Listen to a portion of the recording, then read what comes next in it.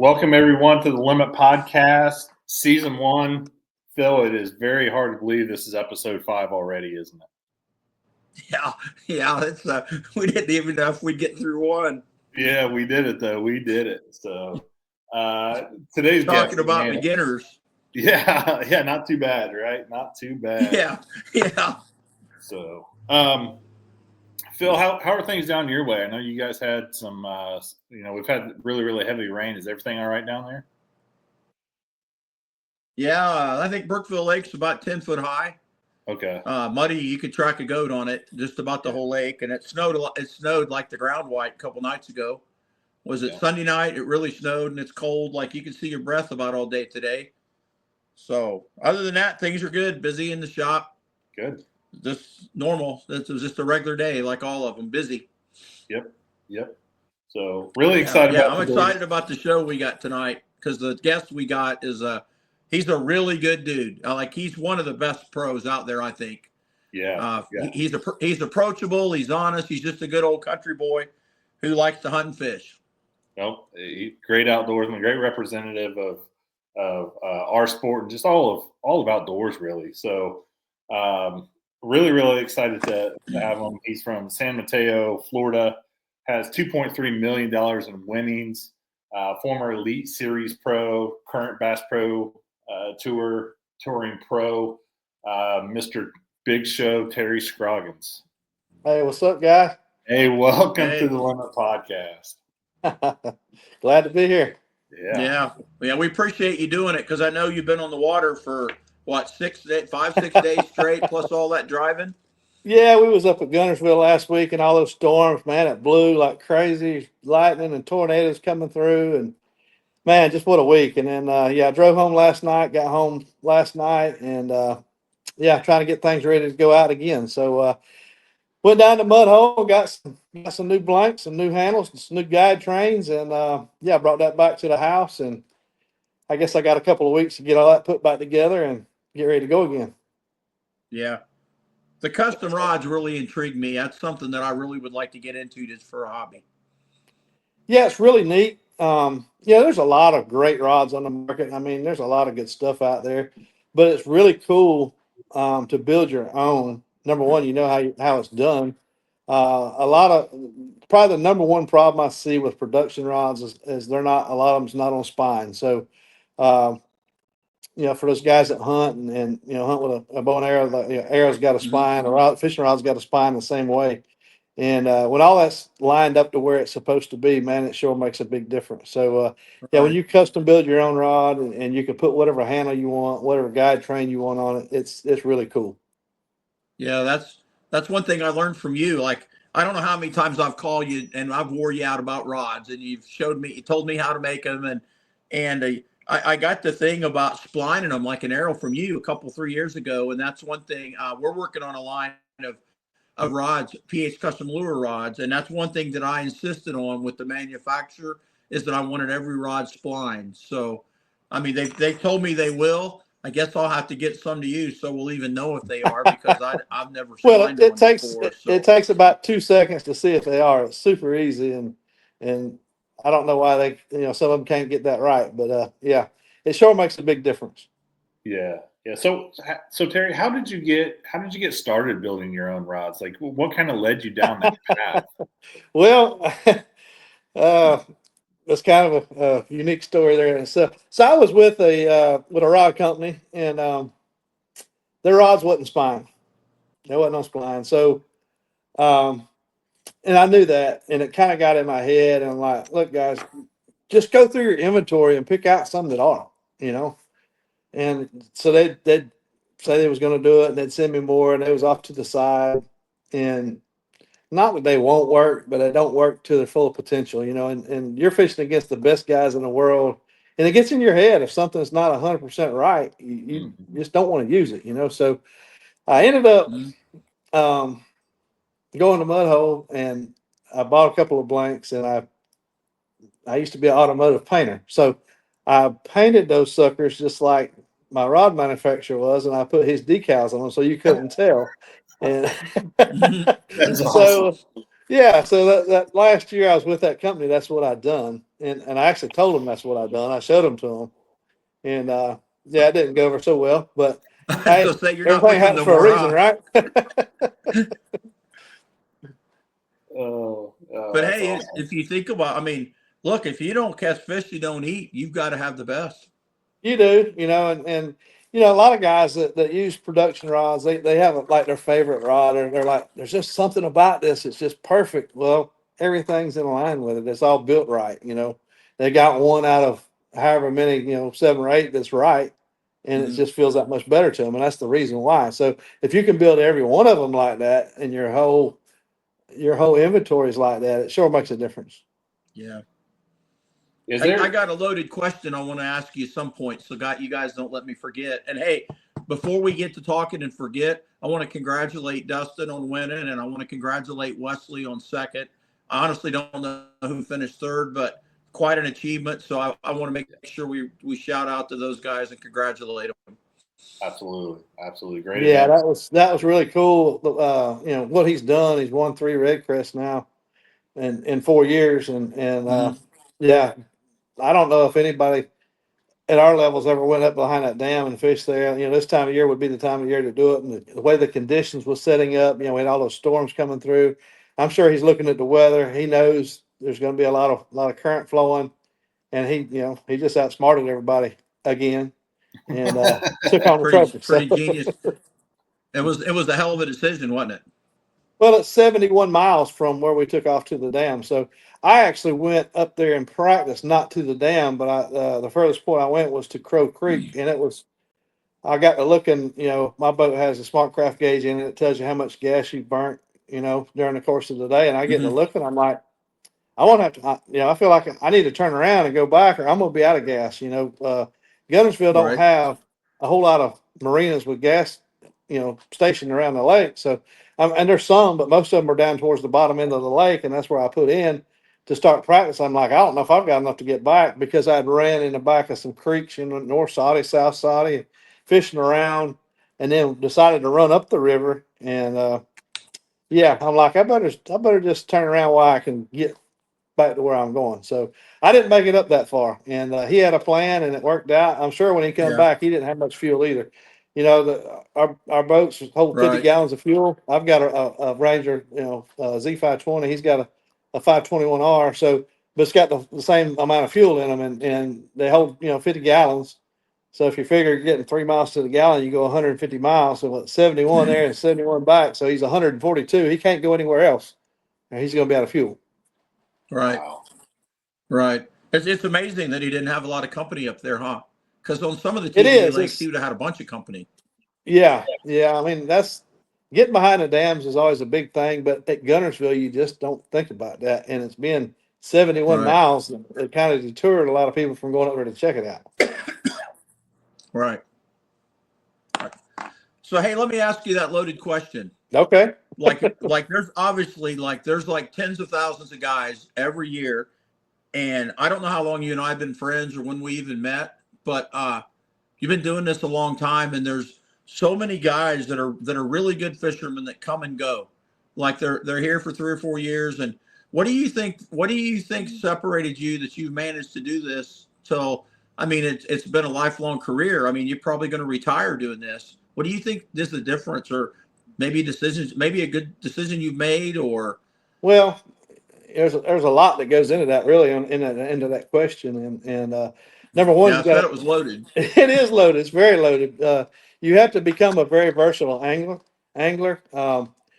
There's just so many different ways that these guys catch fish, and now you got the scope involved as well. But I mean, you got to be able to flip heavy dense cover like I like to do. You got to be able to fish shallow. You got to be able to sight fish. You got to be able to finesse fish, and now you got to be able to read live scope and catch them like that as well.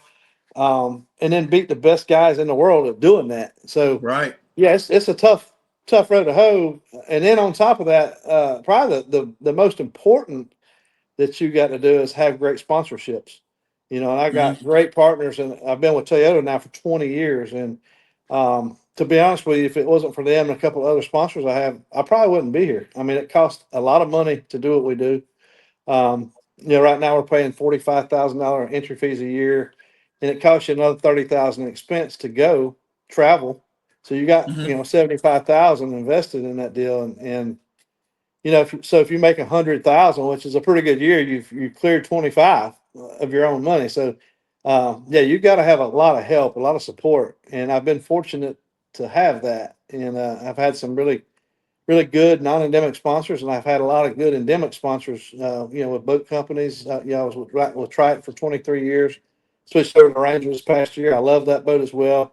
Been with Mercury for like forever. And I've been fortunate to just have some really good good sponsors. You got to have the great support to back you to stay out here, and then you have to catch them on top of that to keep those guys. So, yeah, all that goes hand in hand. But you look at my rookie season, you look at anybody's rookie season, and there's one guy out of that class, maybe two at most, that remains in the tour level for more than 5 years. Mhm. Yeah. I think it. Like I've been around you quite a lot. I think probably. Well, you're no dummy. I mean, besides Well, being I able am. to I just fish, play it you're off pretty. good. Well, no, but like you're a pretty smart guy. You know what I mean? Like you can't. It's not just you can fish, but you're a smart dude as all, and you got business smarts, and you've Well, never been like a. You know how some guys they just jump ship from one sponsor to another, and I know as long as I've known you, you basically had all the same ones, like you said. I learned really quick that the fishing industry, it's a small circle, right? I mean, there's not a whole lot of endemic sponsors, and there's not a whole lot of non-endemic sponsors in our industry. So, yeah, you definitely want to treat people right and not burn no bridges. And I've tried to do that my whole career, and I guess that's why I'm still here. I don't know. Somebody likes me for some reason, but yeah, it's been a fun 24 years, and yeah, I hope to keep doing it for a few more years. Yeah. So you mentioned earlier flipping, and when I think of your name, that's one of the things that's just synonymous with your This is name. I Matt. think. Did you grow up doing that, or is this something You something know, that you learned over the way, or? it's I've had some really fortunate help along the way, and I grew up fishing the St. Johns River, and on the St. Johns you really fish offshore, shell bars, and we hardly ever fish around the bank. If so, you might be skipping a dock or something, but for the most part, you're fishing offshore. And I got teamed up with the late Glenn Brown, which was probably the best flipper. Um, in my opinion, like heavy dense cover flipper of all times. He was the deal, and I was fortunate enough to be able to fish with him, and I learned what I learned from him. And I'm able to carry on that even, every time I get in a situation where there's heavy dense cover, I think of him. I think about what the things he told me, and little subtle deals that you do to generate bites. And there's more to it than just getting up in that heavy stuff and going and getting a bite. There's two or three different kinds of grass that mix together that'll put fish where they need to be. It might be a half a foot depression deeper in Florida at some of these bowl lakes than, maybe it might be a 500-yard stretch of dense cover, and it might be a 50-yard stretch. It might be a half a foot deeper. And that's where, things like that hold the fish. And I learned all that stuff from him. And if it wasn't from him, I wouldn't be the flipper I am today. I can promise you. Yeah, that's awesome. That's awesome. Yeah, and it's interesting that kind of the evolution of flipping too. You think, when I think of flipping, I think of guys, out west, and how the rods and the reels and the line and the baits, just everything has changed. So over the years, how have you kind of finally tuned that to where you're at today? It wasn't that long ago. I don't feel like it's been that long ago. And my rookie season, um, down at Okeechobee, I won an event, and they didn't even have tungsten then. I was flipping a Samba Versa, had a penetrator weight, which is an ounce and a quarter lead, and that's what we used. We didn't have tungsten. It wasn't till a year or two later that tungsten come out. Um, so I don't know, and um, you know, it's kind of like everything's changes year to year. You got different baits that come out, and Yeah. the beaver come out, and it was a game changer for a while. I like flipping a crawl and a tube and flipping different things that nobody else does. Everybody's going to flip a creature bait. Sometimes I flip a crawl just because it's different. And, the super braids come out. Like back then I was flipping braid, but it was like just Dacron stuff. It wasn't like our super lines we have today. Yep. Rods have changed. Back then a flipping stick, it felt like it weighed 40 pounds, and now they're just light as a feather, like any other Right. rod. The reels, like you could just blow up a reel sometimes with that braid, and everything's so much tougher today. And Yeah. these manufacturers, when they see something's going to work, they put effort into making things that's going to help make it work, and that goes a long ways. I'm back. You're back. You Well, went golf somebody and tried to call me. I guess I should have made a Yeah. post, huh? Yeah.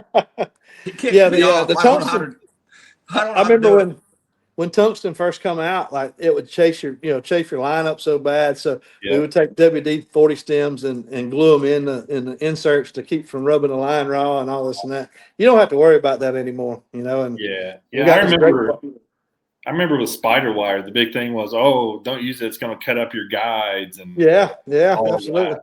Yeah. You don't have issues like that anymore. And we got these great bobber stoppers that I don't use hardly ever. Really? Yeah, so when I'm flipping, I like to be different, and I promise you, your bait will go through that heavy cover just as good without a bobber stopper as it will with it. But what happens when you go through the cover, it penetrates the cover. You get 6 to 8 inches of a separation between your weight and your bait. It gives it a whole different look. And I feel like when your sinker's not pegged, I think your hookup ratio is a lot better. So don't get me wrong, I still got rods with bobber stoppers on them, but like Yeah. my go-to, if I can get by with it, it's going to be just a free-flowing tungsten sinker going up the line. So you punch mats and stuff with a free sinker? yep, I hardly Really? ever put a bobber stopper on. Yeah, if I'm Yeah. flipping like 10 or 15-foot hydrilla where you got a lot of depth, I'll peg it then. And if I'm flipping like bushes and things like that, like we was at Popka, and that wasn't really flipping heavy dense cover. We was flipping reeds, and you got a lot of reeds laid over. I pegged my sinker there, because of just the situation that we was in. But if you're flipping, hyacinths and pennywort and just regular floating vegetation, most of the time I don't peg my stuff. Growing up there on the St. John's has also helped you in the other tidal fisheries too, hasn't it? It has. It's totally different, but it does. It helps more in a timing sense than anything. You have small windows with that they're really going to bite in the best, and it helps you to utilize that to run around. Don't get hung up in one area and just sit there. I see guys all the time in tidal situations that they don't have anything else. They'll just stay there through the whole low tide and the whole high tide, and they'll catch them during the low tide and not catch anything during the high tide, or maybe one or two, and they don't capitalize on. Sometimes you got to run 20 or 30 miles with the tide, and it's really hard to do when you go to a body of water that you don't know where everything is, But if you're not running the tide, even though you might not know where you're going, it's better to run the tide, not knowing where you're going, but fish the right tide. Right. Now, when I go from here to California and we get into the Delta, that throws me for a loop because it's all backwards. Everything's just backwards out there. It's not like our tide over here. Yeah. So I kind of get hung up in that, staying in the same area too long over there. Yeah. Imagine the elite guys where they're at this next week. Isn't there like over 1 million acres there or something? So yeah, so last year we was at the Chowan River, and they're kind of in the same system, but they're like a river or two rivers towards the ocean from where we was at. I didn't go over there when we was there. Number one, it was off limits, so we couldn't fish there in the tournament, so I didn't go over and look at that. But it is supposed to be a lot better than where we was at, and where we was at was pretty darn good. But up the Chowan, it had tide, it had fluctuation, but it wasn't that. It wasn't like it was like it didn't seem like it went more than 3/4 of a foot, maybe a foot at most. So it didn't really affect it that much, and it was lined with cypress trees, a lot of cypress trees off the bank, and they had depth to them already. So it wasn't that big of an issue, like some of these other fisheries that you go to. That you go to the Delaware River, and the tide fluctuates like 7 feet, and where I'm at, it fluctuates 1.5 feet, 2 feet, but it still is enough to make a difference. And then, like Joe on, it didn't do enough to really matter there. So I don't know where those guys are at this week, if it's going to affect them or not. It might, because they're closer to the ocean. It might have more of an influence there. I can't say that because I haven't been there. Just the size would be overwhelming. I mean, It's a big place. It can get super, super rough. Yeah, it can be very interesting over there, to say the least. It's a lot of big open water. right. Do you guys ever think, I think about this, and I'm not trying to get off on anything negative about scoping, but like, you're so well versed. I mean, even to compete like Matt fishes kayak tourneys. That's what he's into. I fish BFLs and stuff.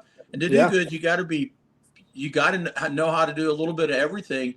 Do you ever wonder maybe that, like these young anglers doing the high school and college thing, like what you were talking about flipping, and I know you're very good at topwater fishing and you can crank and you can do all this stuff. Do you think a lot of that stuff is going to be a lost art? Like really and truly understanding how to flip and what to use what? Do you think that's going to go away with time, or will it all just cycle around?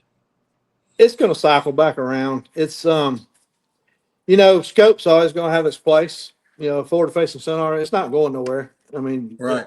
To the people that thinks it is, they just need to buckle down and learn how to use it. Yeah. The NPFL, they can't use it there, and that's cool. That's a great format. I think we need that. I think we need different tours that has it and don't have it. And like, we can only use it one period. Bass can use it all day long, but they can only have one on their boat and limited screen space on their electronics. So everybody has rules in the place for it. But then your lower levels, your BFLs and the Toyotas and some of the opens, I think they can use it more than we can. And a lot of these young anglers, that's how that's the new trend. That's how they're learning how to fish, because that's the latest, greatest, best thing out there right now. That's what they're going to do, and that's why they're so good at it. Some of them have no tackle hardly. No, you don't need nothing but a couple of jig heads and some minnows. I mean, yeah, and they a don't have any rig. tackle. No, you can have $25 worth of tackle and go fishing. You might have a $8,000 unit to see where they're at, but you don't have to have that much in bait. So, don't you think that the shallow fishing might get much better with time? What's going to happen, and I've already seen this happening. A couple of years ago, when Live Scope first come out, you could go to any lake you wanted to, and there's fish floating out there in all these lakes. I mean, it don't matter where you go, you can go and you can see them.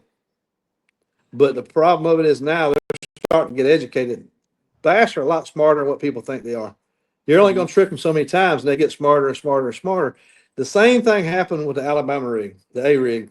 When it come out, it's like, oh, this thing's going to wipe out all our lakes. So it's going to catch every fish out there, and it did for about a year. And now it's still good, but it's not dominant like it was. So with that being said, and that's a good analogy, is the A rig. Here in Indiana, we're limited on it. They came right out and said, we can only have 3 hooks. So there was limitations to it right away here in Indiana. Yeah. What do you think the life cycle of this forward facing sonar being this hot is going to be? I mean, is this like a 10-year road? Is this a 3-year road? Or well, what's going to happen is right now the jig head minnow, the Sakamoto shads, the freeloader and the mooch minnow and all that. That's the deal right now. And you got a lot of guys that are Nico rigging, catching them in shallow water closer to the bottom. You're always going to have live scope. They're always going to catch them live scoping, but you'll see in the next couple of years these baits won't be as hot as what they are now, and there'll be something new out that they're going to bite. It's just, I mean, it's just the way it is. It's kind of like back in our days, everybody threw a jig, and we threw a Carolina rig and a shaking head, and wow, here comes this chatterbait, and now it's a staple in everybody's boat. It's going to be the same deal. It's the fish get used to seeing something, and the chatterbait has really lasted longer than anything out there as far as being the most consistent across the board, across the country. Every pro, I don't care who it is, where it is, or how he fishes, he's got a chatterbait tied on at all times in his boat. And that being said, that's the way, kind of like, I don't know. I don't feel like the scope, the jig head minnow is going to be as effective 3 years from now as what it is now. But it's still going to work. But they'll and they catch them jerking doing that, but you'll see another technique come out where live scope's utilized to catch them, but it'll be doing something totally different. I remember when I was young, I think this may even been like Lee Sisson has told me about the first time he ever saw a buzzer, and they didn't think it would sell, and it ended up being a lunker lure. And I remember when I was young, like, I don't know, like maybe like in the late 70s, early 80s, like you could literally fish tourneys in Indiana the whole year. If you had a plastic worm and a buzz bait, I kid you not, you could do really well. I don't care if the water was 55 or 100. There were guys who did nothing but throw a buzz bait and a worm. Yep. And then the buzz bait kind of petered out until it's like any other bait now. It did. And then everybody found out you could put a Zoom horny toad on the back of it. It made it better crawl. again. And oh man, it started working again. So yeah, it's so fish. When I was young, I was 12 years old, and there's right down the road from where I lived at, there was a fish camp, and they had a boy the same age I was. He was 12. We played Little League together, and I hung out at the fish camp, and his dad would take us fishing. And they had a swimming pool there that it kept breaking and kept breaking. And he said, I'm not putting no more money in that. So he just let it go. And he ended up putting 8 bass in there, 6 to 8 pounds. Yeah. And you could walk upstairs they lived upstairs in a cabin at their fish camp. And the pool set right below that. And you could walk upstairs and knock on the board, the staircase board. And every one of those fish would come to the deep end of the pool and sit there and wait on you. We would throw them shiners, and they would actually catch the shiner right before it hit the water. They was trained to do that. Mm-hmm. So if you could train a bass in a swimming pool to do that, I promise you, they get smart in the wild as well. Yeah. They're not going to get caught with so many times. They're like, I've seen this trick before. Yeah. Yeah. And that's, every time you see a new technique, a new bait come out, it's not that it's so much better than everything else. It's because they haven't seen it. Yeah. And then they get used to it. And then we got to wait for the next one to come out so we can do it again. Right. What do you think about the old baits? Like, I was looking through my stuff today. We talked about it. Matt and I did, maybe on the podcast the other day. I found a whole box of old mud bugs, headings. Oh, yeah. With the metal lip in the back. They used to be, everybody threw them. Do you think baits like that are just as effective now? Maybe, like, I haven't thrown one in years, but used to. We never fished in the spring without having a mud bug tied on. You think they still catch them good? Them fish have never seen them. Absolutely. So that's a new bait again. The fish haven't seen it in 15 years. The fish today wasn't alive 15 years ago. So it's just brand new to those fish again. But in Florida, we don't throw mud bugs. So I don't know how to answer that. No. But it used to be a staple here, and there's a guy here named Dan Perdue. He's fished around forever. Matter of fact, they just inducted him into the IBF Hall of Fame. And he gave me a whole Plano box full of backward bombers and mud bugs that look like brand new a while back. I mean, it's like, I'm afraid to fish with one. I don't want to lose them, Well, if you got a whole box, for good. Yeah, just because I remember, like memories with my dad and my brother and my uncles, and we all threw them back then, Yeah. And it's just kind of like, it's just nostalgic. So how about your prop baits? You making a bunch of those for Florida still? Yeah. For you guys that don't know, Terry's been up to my house in the shop, and Terry was really instrumental. I actually don't even have one laying here, in making some of my Florida style prop baits. He just designed them how he thought they should be, and the one called the Thin Spin. I don't know how many I've sold, and one thing Terry always told me, and I'm actually going to listen, I'm fixing to change it out, is my Twin Spin had a round-eared props on it, remember? I remember. And you're like, why you got them on there? And I said, well, I don't know, because that's how another guy told me that they were good. And so I've sold so many thousand of the Thin Spins, which is like a 3-hook devil's, and it's got the sharp props, pointed. So I'm going to switch them out, and I'm going to put pointed props because that'd be a good move. Huh? That'd be a good choice. Everyone in my boat of the ones, none of them have round ears. They all have the pointed one. They have to make noise, don't they? That stupid thing, it's really funny how bass will hit that on some lakes and not on others. But I figured out quite a long time ago, anywhere that you have needlefish, you see those needlefish jumping, they'll bite that prop bait. And like you go to other places and they won't bite it, but they don't have the needlefish. I don't know if that's what they're keying in on. What there's something in the water that really makes them bite that thing. But man, in Florida, South Carolina, that thing is like money. Yeah. And then you can go to Texas or somewhere and not get a bite on it. That's weird. Like, or you get a bite, you're not going to keep up. You know, it's not like the best, hottest bait that you can use. Yeah, like up here where we live, the more fatter, shorter, cigar-shaped ones. Yeah. Like I build one. I just had a brain fart. I can't remember what. Oh, the rolling pea, and it's about 3.5 inches long and fatter.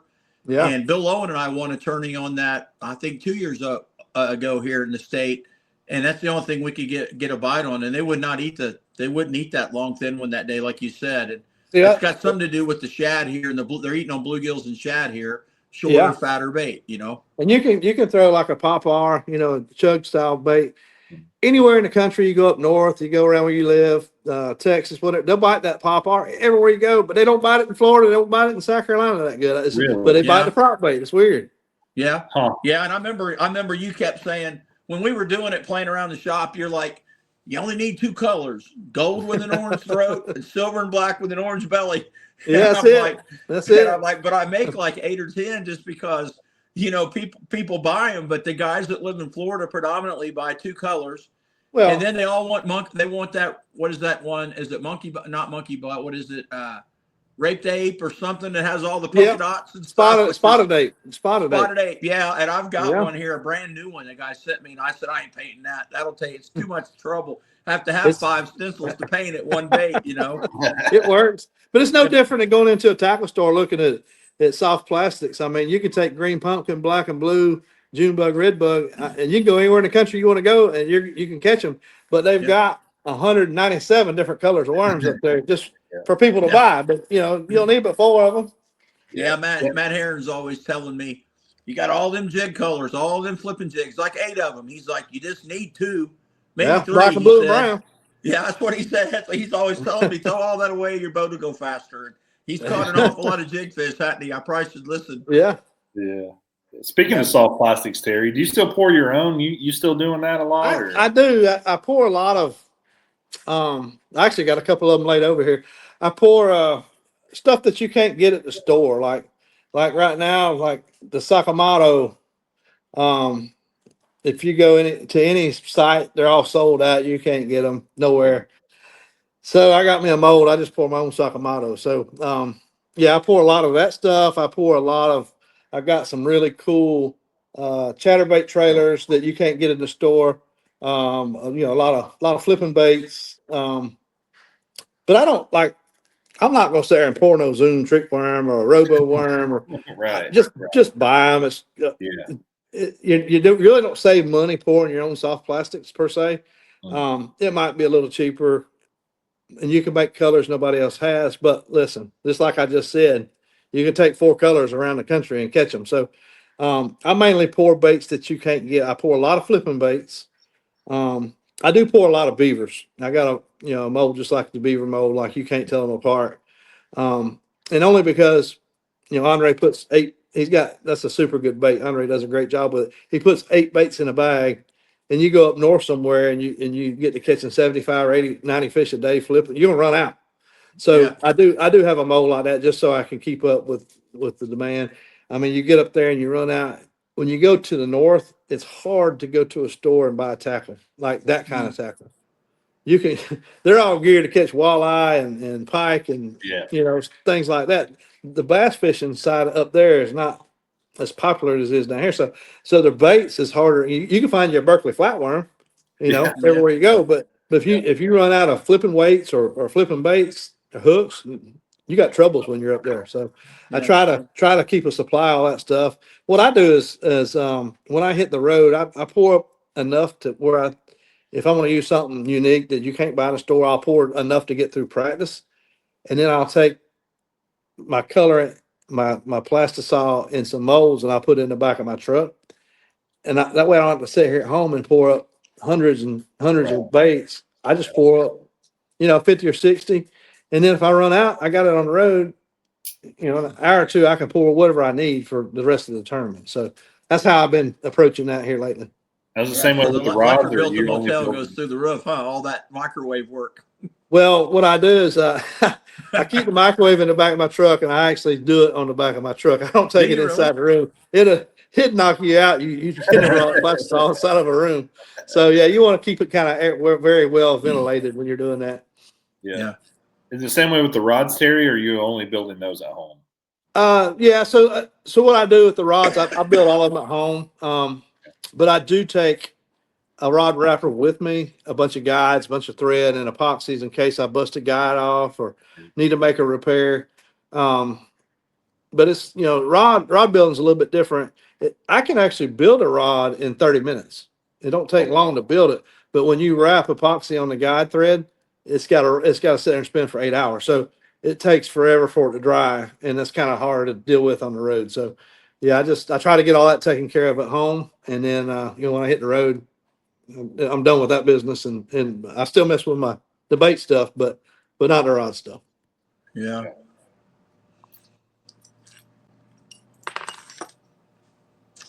Yeah. So out there on the road, so something that us Indiana and us Northerners, I'll call us, like to do is come down to Florida when it's just super cold up here and we can't fish. And I see a bunch of y'all down here about February. I know. And we struggle. Like anytime I hear anybody going down there, a lot of Indiana guys go down south, especially in Florida with some of the grassy lakes, things like that, and they struggle. What do you think, or what do you see down there with most people that they're just doing wrong, or they're not considering Florida fishing? Yeah, so there's a couple of things that is completely opposite from Florida and Indiana fishing. Florida, you have to have the cleanest water available. If you go to Okeechobee and Three Quarters Lake is dirty meaning you can still see 6 to 8 inches, but it's just cloudy, dirty. You're not going to catch nothing. If you was up there where you're at, like, that's good, Yeah. Down here you have to have extremely, it don't have to be like gin clear water, but it's got to have that clean, clear, black look to it. When you find that, I like to find the more different types of grass mixed together, the better. But I like to find at least 2 different types of grass mixed together, whether it's hydrilla, hyacinth, hydrilla, pencil reeds, or pennywort, or it might be pennywort and hyacinth mix, or mats blowed up in pencil reeds. But anytime you get 2 or 3 different types of vegetation put together in clean water, you're going to catch bass. That's the key. If you were coming to Florida from up here, like everybody goes to Okeechobee or they go to Toho, and they all go to, what's that other trophy place you see all the videos on? You got Kenansville, you got Stick Marsh, Farm 13, Headwaters, Garcia. Yeah, a lot of guys from here go to Headwaters. But if you were going to Florida and you just wanted to catch a lot of fish, where would you go? Where would it be one of those places? It would be one of those. Headwaters is super good. It gets a lot of pressure, but it's a big, vast place. It's the whole thing is covered with hydrilla. So there's so many places those fish can scatter. It's not like there's hydrilla in one little corner and everybody goes to it and catches them. The whole thing is grass. What's really neat about it is they just put down millet, which is asphalt millings. So they got rid of the dirt road. You got asphalt millings there, so you're not going to get yourself like super dirty like you did before. And then what I like to do is I go in there. If it's not working, you just pull out and go a half mile, 3/4 mile down the road. Now you're at Stick Marsh. So you got 2 lakes that's side by side, and between the 2 of them, you're going to catch them. It's just you just have to find clean water. And then the Headwaters has clean water just about every time you go there. The whole thing's just about clean. Stick Marsh Farm 13, not so much. The Stick Marsh and Farm 13 is actually probably easier to fish because there's not that much grass in it. It's limited to where it's at. So you find grass and you're in the right spot. The southeast corner is like been really good this past year. Where the Headwaters, when I go to Headwaters, I like to flip the heavy dense cover, the hyacinths, the pennywort mixed in with the hydrilla. And it seems like every time you find that, you're going to get bit. You don't go far without getting a bite. and that's what I like to do. If you like to go down there and throw a floating worm or Cinco or chatterbait around, you can just take off and go, and you're going to catch them, during the course of the day. You'll run into, 4 or 5 here and then go a little ways, not catch nothing, and catch 4 or 5 more. But then at the end of the day, you caught quite a few fish. Kenansville, it used to be like the deal for catching big fish, but it's kind of, I don't know if they had a fish kill over there the last couple of years. You can still catch them over there, but it's not, you don't catch the numbers or the size that used to be in there. I went there 10 years ago and we had 10 that weighed 95 pounds. So Jesus that was Christ. that was a stellar day. I mean, it was really, really good. And then, not long after that, 3 or 4 years after that, they had, a fish kill, which there's still fish in there. I mean, I'm not telling nobody not to go there, but it's just not like it was 10 years ago. But all these places will cycle. Like if they was there before, they'll be there again. We have another lake up here right to the north of me is Orange Lake, and it's got more trophy bass than anywhere in the state of Florida, I feel like. They just caught one almost 16 pounds out of there last month. A guy had 5 that weighed 40 there 2 weeks ago. It's got a lot of big fish. The genetics in that lake, for whatever reason, is super crazy for big fish, But you can go over there and not catch them too. Like it can be tough. But if you're coming out here to look for a double-digit fish, that's where I'm headed. I'm going over there. Throw a shiner. What's that? Would you throw a shiner if you were just trying to catch a big one?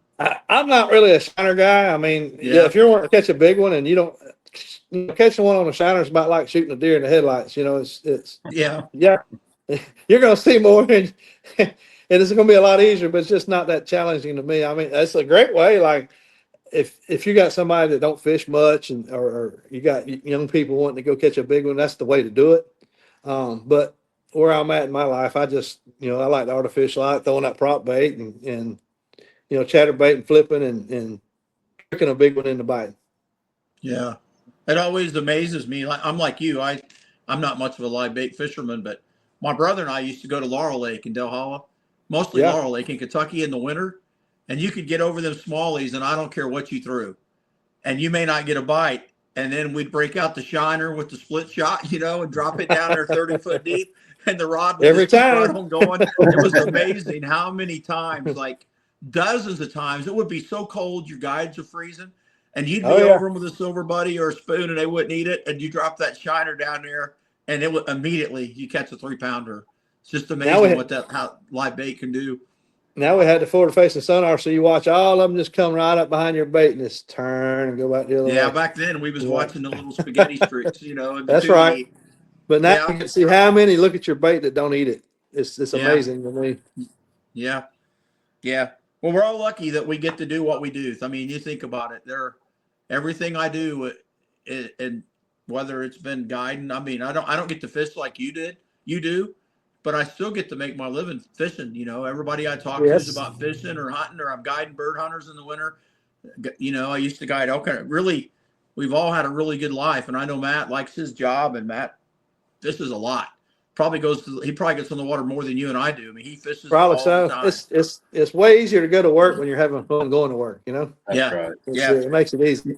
Yeah. So who got you started fishing? Was it your dad or a friend or? Shoot, I've been in a boat since I was 2 years old, and figured that. Yeah, my dad. But I wouldn't do this. No way in the world I'd do this today. But I used to drive. I would take his boat. He actually had 2 boats. He had a Skeeter. 17-foot Skeeter with a 235 Johnson on it, and then that was the one boat he had, and he had 2 of them at the same time because one of them stayed blowed up all the time. The other one was a 15-foot Champion with a 235 on it, and that's how I grew up driving boats. And I would drive myself to the boat ramp at 13 years old and go fishing. So, yeah. You don't do that today. You get in a bind, but back then that's just what we did. I mean, I had limitations how far I could go. Stay in a 5-mile stretch, this and that, so they'd come find me if they wanted to. That's way before cell phones or any of that business. I mean, we didn't have beepers or nothing. So, they could come find me if they wanted me. And but that's what I did. I mean, you learn a lot. It's easier to learn about fishing in today's world, because of all the social media and YouTube and this and that. So back then, it's kind of self-taught, or somebody would tell you something, and You had to go out and check it out, which you still do have to go out and check it out, but it's a whole lot easier today. Seeing how everything is done. You know, back when I was growing up fishing, we didn't have Bassmaster live TV shows and this and that. You read a magazine 2 months after it happened and somewhere else, you know. So the learning curve is so much faster for these kids today as what it has been in the past, you know, for the older anglers. And I don't know if that's why these older anglers can't get caught up on the live scope or not, because we just don't learn quick, I guess. Yeah.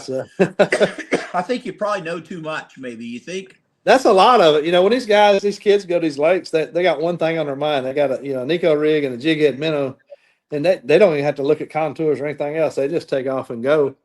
And that's what they're going to do. Where I got to go over here. I need to try this. I need to try that. Well, this ain't working. Let me try this. Let me try that. And next thing you know, the day's gone. And they're just steady out there scoping it in to find them, you know, 15 schools of fish.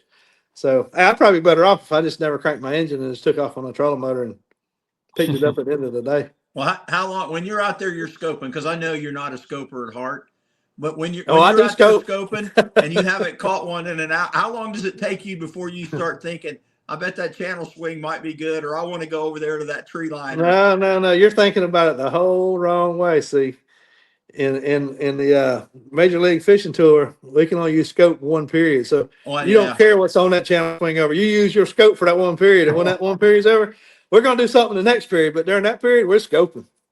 Yeah. You got to. Well, you have to compete, don't you? Yeah.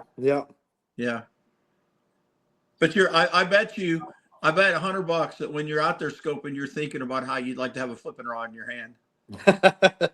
Absolutely. You know, that format it's just bred into you, isn't it? Yeah. And you know what? My whole career, you're fishing for your five biggest fish, and now you got to fish for every fish counts over 2 pounds. And I'll tell you, I've done both of them. I've done both of them a lot, and it is way, way, way harder on an every fish counts format than it is catching your five biggest. You know, your five biggest, you can get five bites during the whole day and survive. And like the best way to describe it, you could go to Okeechobee and catch an 8-pounder and a 7-pounder. So you got 15, and you can catch you another 5-pounder, you got 20. And then you catch another 7-pounder, you got 27. You get 4 for 27, and then you catch a pound and a halfer. And it looks good on paper, you got 28.5 pounds. Well, in every fish format, that won't even get you a check there. You know, you had 5 bites, you're leading the tournament, a 5-fish tournament.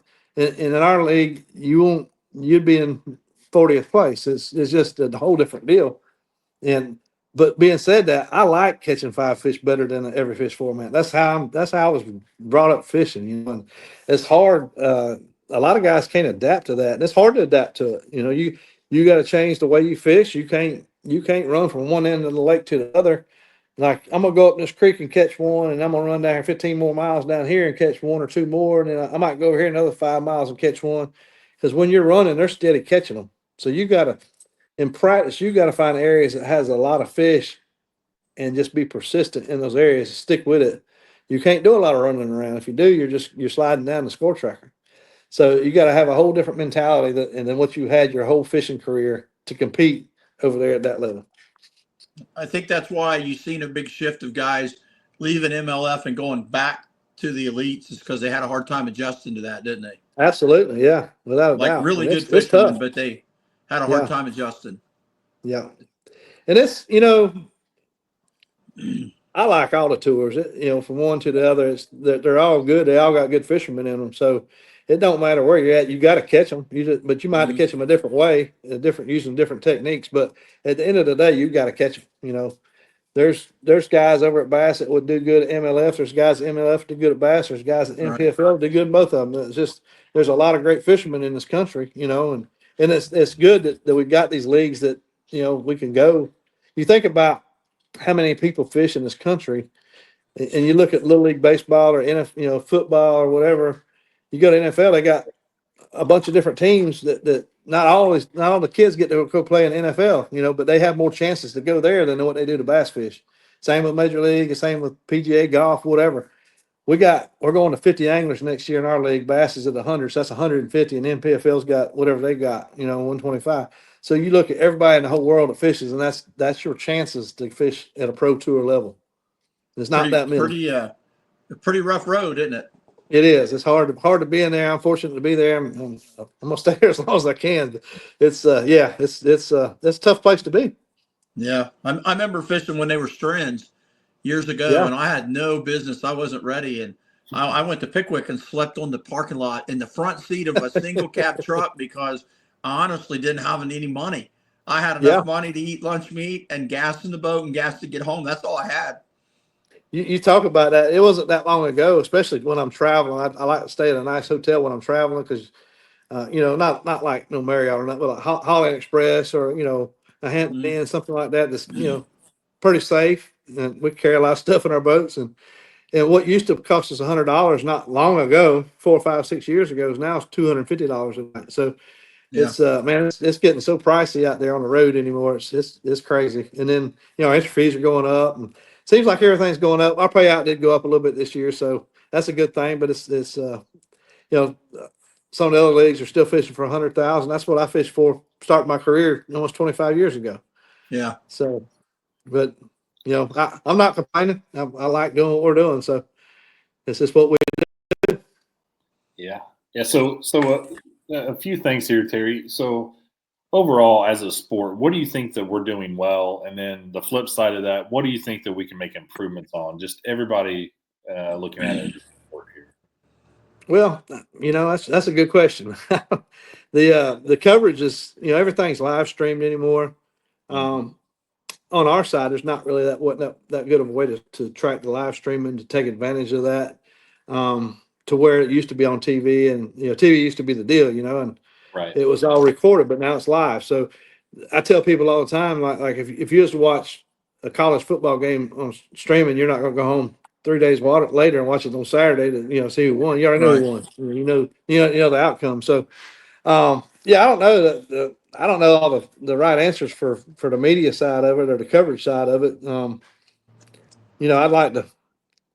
I'm like everybody else there. I'd like to see the entry fees go down and the payouts go up, but it's not. That's not going to happen. It's at the end of the day, they're running business, and Right. we're just part of the business. So we just deal with what we got. I'm happy to be where I'm at. I'm not complaining, Right. but at our level, I would like to see it be quite a bit more than what it is. But Well, that's a just the lot of way it times is. the fishermen are their own worst enemies, and I don't mean on your Yeah. level, but like on the BFL level and the IBF. Like, one thing that bothers me is I see all these boaters, and I've never been a co-angler, so I don't know what that's like, but I've made a lot of friends. I've had a lot of really, really cool co-anglers. I've had a couple who weren't, but most of them are great. They're happy to be there. I sell a lot of tackle, a lot of baits to a lot of co-anglers. And then I'll see these Facebook posts of these guys that are boaters, like just trashing Oh the yeah. the co-anglers. Yeah. And I guess like on your level, you don't have to have anybody in the boat with you. You've got cameras and they've got go. Yeah. But I don't understand what makes these guys think that there's going to be a place for somebody like me or Matt to fish if there's no co-anglers, because I don't think that No, they need those it won't guys. happen without co's. Yeah, and go back a little bit. So like even at the local level, I don't know how it is where you guys are at, but like where I'm at, growing up before I ever started fishing professionally, I fished a local tournament every weekend. Entry fee was $100. Like I'm talking 30 years ago, 40, 35 years ago. And but when you won, you had enough money to make a boat payment for 3 months or 4 months. And Mm, today, their entry fee is still $100. I mean, yeah, boats went from 15,000 or 20,000 to 100,000, and the trucks are the same way, and the gas was 70 cents a gallon. Now it's $3 a gallon, and they're still fishing for the same $100. It's like it blows my mind, and yeah. it's kind of that way at the tour level as well. I mean, it's as far as that end of it goes, it really hasn't shifted that much. So I don't know. We'll just all we can do is stay in there and keep going at it. But yeah, like you say with your co-anglers, you got to have those, You gotta especially have them. at those levels. That's what feeds the program. So yeah, they just need to suck it up and get with it. Yeah, it's I remember I had I've had maybe I'm too nice to mine because I was fishing a tourney at the river one time and I had four pretty good ones, and I didn't even know it was that crappy of a day for everybody else. And it was during the spawn, and I had this co-angler. He was a real old guy, and he was like super nice. He just kept telling me all day that he appreciated that I held the boat so he could fish. and I knew where there was one on the bed, and I'm like, had like an hour to go, and I'm thinking like, man, I feel really bad for him because he hadn't had a bite. And I took him over and held the boat, and I said, "You see that one on the bed?" And he's like, "Yeah." And I don't remember his name, and he might not even be alive still. I mean, he was like maybe in his late 70s then. And See, Phil, if you I said, if you throw up there call, and catch that one. You can catch that one, and then we're going to start working our way out. He threw up there and caught it, and I went in, and I like got like third or fourth, like my last Nice. pound, and I didn't catch the fifth one. And I thought, oh my God, what a dummy! But you know, it made his day. He was just tickled to death. He got to catch a fish. Yeah, absolutely. Yeah. So you don't remember the guy's name? No, I don't remember his name. See, But he was remember this. So I call everybody Hammer, right? yeah. What's up, Hammer? Yeah. That way, if you you just remember one name across the whole country. Yeah. Well, you know what I do for a living, and I used lacquer, so I can't remember. Like I have people call Exactly. me and they'll be like, "Hey, I was your co-angler at Monroe last year," and I'm like, and then I feel stupid because I remember them, but I can't remember their name. You know. I get that a lot. So yeah. Yeah, I think I so probably South Carolina they call her. with. Yeah, South Carolina they call everybody Bo. Like everybody calls everybody Bo. So I just call everybody Hammer. Like so I started the Florida thing. So yeah, might remember up here, a lot of the guys where I live they call each other Gravy. You know, Gravy. I guess because hey Gravy. So okay, it's kind of cool to. That was actually a lot tamer than I thought it was going to be, Phil. That name's a lot. What you said there, that name Gravy, that's a little bit more tame than what I thought you were going to say. Oh, no. Well, Terry, I know you're pretty tired, dude, and we appreciate you being on here. It's getting close to an hour. I know you've been on the road. You got a lot to do. I think. Well, you got any new baits I need to know about before you check out of here? Well, we're trying to expand. I'm working on a line of rods. I want them to be really good rods. I mean, we're working on spinner baits, a whole new line of spinner baits, buzz baits. Like I'm going to have a minnow shaker. I've already got a name for it. It's a pretty cool bait. I've got the molds coming for that. We're going to start doing a lot of molding in-house. So I'm going to be calling you a lot and asking you what I need to do and don't need to do. I'm actually really excited. I make so many balsa baits that and I've tied so many jigs and I still tie hundreds and hundreds of jigs a year. And unfortunately, maybe some guys won't like this, but the PH jigs and spinner baits and buzzers before long are not going to be hand tied because it's not feasible to keep up. It's hard to find people that want to help tie. They're going to have slide on skirts. But of all the things I've done, I'm not burned out on balsa. I actually love painting baits. I never get bored, but I cannot wait to get this stuff to start doing this molding for soft plastics. I can't wait, dude. It's a whole lot quicker, I can tell you that. So, well, I'll probably how many balsa baits? How many balsa baits can you make in a day? Well, if it's fairly easy colors, I've painted like 400 in a day. And back when I had at times I had like 5 guys working. You know, when the economy was better, and of course Scroggins hurt it a little too, and we were making 30 to 50,000 a year, maybe, and that's no exaggeration at all. I mean, selling to Japan and Spain, and it's not like that now. I don't have as many people working. We probably make about half that many a year now, maybe. I don't know, or hell, I might not even make 20,000 this year. I don't know, but I'll bet you this much. My boat will probably sink. I'll probably have 50 colors of beavers in there when I'm all said and done. It's like literally, dude, I talked to the mold guy. You know, we had this conversation yesterday. You know who's making the molds, and I called him today. I cannot wait to start playing with this soft plastics. I think that's going to be so much fun. You'll like those molds. That guy does a great job. And he's super nice fella. You got to be careful with that plastic because I have that problem a lot. So I think I'll just throw some of these in there, throw some of them in there. This looks good. What if I need that? And next thing you know, you got 700 pounds of plastic in your boat. So and you know, Lois, it's a lot heavier than balsa. My best friends, and he's in the shop all the time. He's a bait junkie, so it's hard to tell what we're going to have when it's all said and done. A good deal. Yeah. So, and you know, it's just trying to survive. I got jig heads coming. I've got hair jigs coming. Actually, they're going to be made in Tennessee for me. I got samples from them. Some guys tying today. Underspins. I'm just trying to branch out and not just be, because I know the balsa baits are expensive, and we've talked about it, Matt and I. It's kind of a niche market. Like guys that just go fishing ponds once in a while, or they take their kid fishing, they don't want to pay $25 for a bait. So I No, want that's something that kind expensive. of everybody can throw. Huh? It's expensive. It's expensive for one of those balsa baits, but there's a lot of work that goes into building one of those. It's There's a not lot like, of work, and yeah, and honestly, what's your opinion? And maybe you can't say because of sponsors, but I know you probably like. There's something magical about balsa baits, isn't there? Like in the way they absolutely. catch them.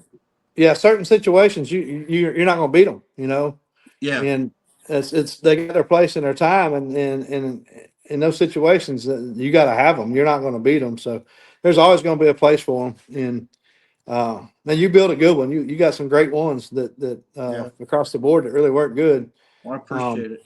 They're Yeah, not the bait for every situation either, are they? no, they're not. But in their place and time, it's just one of those deals. Like you can throw something else, you're not going to get bit, and throw that and win a tournament. So yeah, you got to have several of those in your boat at the same time too.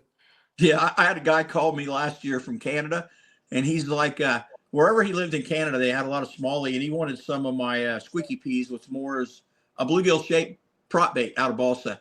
And he Yeah. wanted black ones with a white rib. And I said, well, you better buy about 20. I'll give you a hell of a deal. And he's like, why? I said, because of the pike. And Yeah, this pike he is just said, clean you it out. won't be that bad. Hey, he's like, I'll use the steel leader. And I said, well, that might make the front sink. Hey, in about 3 weeks, he called me, said, I don't have a single one left. He said they bit through the balsa, tore the paint off of them. He said, like, they destroyed every one of them. Those things are mean up there. Oh, yeah. Yes. Yeah. So, yeah, they don't hold up. I know one time, before Cliff started making baits, he was throwing them down there in the Delta and catching redfish. And he said sometimes they would get my square bills in their crushers and just destroy them when they're in those big redfish in them. I went up to Wisconsin one time and I actually finished third in the tournament. And I was catching them on a frog. I had 50 frogs with me when I left, and I ran out of frogs because of those pike. No kidding. Just couldn't put holes on them. Like, yeah, it's crazy. We go, and Billy and I don't get to go as much because the elites have been going, and we can't even go to places and fish anymore because of no information rule. Because I've been to most of the lakes, but we would go up there to. We go to when we can. We go to St. Clair a lot, and I'm going to tell you, like, you cannot carry. Sometimes them smallies ain't out there in the middle, even when it's hot. You can catch a lot of good ones in the reeds. Yeah. You cannot carry enough swim jigs or chatterbaits in the reeds because of the pike. Yeah. I was up there last year for 5 days and I had no swim jigs. Didn't matter what color. I carry a Plano box full of swim jigs, and I had my cousins with me, and we had none when we come home. Like not one single swim jig in the boat. You would think those pike would get caught out or get spliced to that stuff, but they don't. No. They multiply every year. Yeah. It amazes me how they cut the braided line, though. Like scissors, just like scissors. Yeah, they cut that 50-pound. I got up and I was at the end of the week. I was throwing them on 50 because the last day I had like 5 jigs and I knew they'd be gone by lunch. And we were catching some really good smallies in the reeds. But they cut that 50-pound braid like you would just lean into them and it's just like you run it across the razor blade. Yeah. It's been an hour. So. Yeah. Yeah, Terry. We sure do appreciate you being on the episode. Thank you very much for coming on. And good luck the rest of the year. Look forward to tournaments you have upcoming and seeing how you're doing those. So thank you very much, Terry, and we'll end this one here. Please go to the Limit Podcast YouTube page and subscribe, and we will see you next time. Hey, good chatting with y'all. Yeah, man. Yeah. Keep up your good year. I know you're off to a great start. Yeah, it's been good so far. So good deal. Yep. Have a good night.